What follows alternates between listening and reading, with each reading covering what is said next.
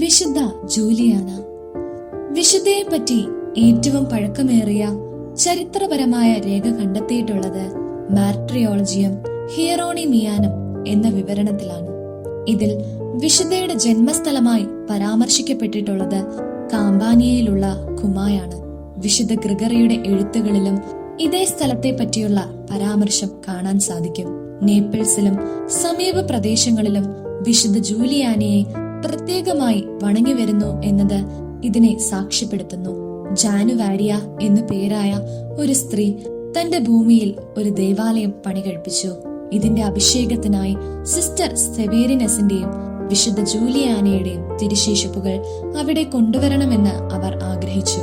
ഇത് മനസ്സിലാക്കിയ വിശുദ്ധ ഗ്രിഗറി ജാനുവാരിയയുടെ ആഗ്രഹം കഴിയുമെങ്കിൽ സാധിച്ചു കൊടുക്കുക എന്നാവശ്യപ്പെട്ട് നേപ്പിൾസിലെ മെത്രാനായിരുന്ന ഫോർട്ടുനാറ്റസിന് കത്തെഴുതി എന്ന് പറയപ്പെടുന്നു. ലാറ്റിൻ സഭകളും ഗ്രീക്ക് സഭകളും അവരുടെ വിശുദ്ധരുടെ പട്ടികയിൽ ഈ വിശുദ്ധയെയും ഉൾപ്പെടുത്തിയിട്ടുണ്ട്. ബെഡെ എന്ന രക്തസാക്ഷി തന്റെ രക്തസാക്ഷിത്വ വിവരണ പട്ടികയിൽ വിശുദ്ധ ജൂലിയാനയുടെ പ്രവൃത്തികളെ കുറിച്ച് വിവരിച്ചിരിക്കുന്നത് പൂർണ്ണമായും ഐതിഹ്യങ്ങളെ ആസ്പദമാക്കിയാണ്.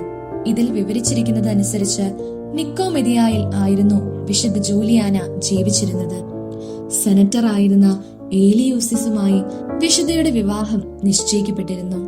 അവളുടെ പിതാവായ ആഫ്രിക്കാനസ് ഒരു അവിശ്വാസിയും ക്രിസ്ത്യാനികളെ എതിർത്തിരുന്ന ഒരാളുമായിരുന്നു. മാക്സിമിയാനുസ് ചക്രവർത്തിയുടെ മതപീഡനത്തിൽ നിരവധി പീഡനങ്ങൾക്കൊടുവിൽ വിശുദ്ധയെയും ശിരച്ഛേദം ചെയ്ത് കൊലപ്പെടുത്തി.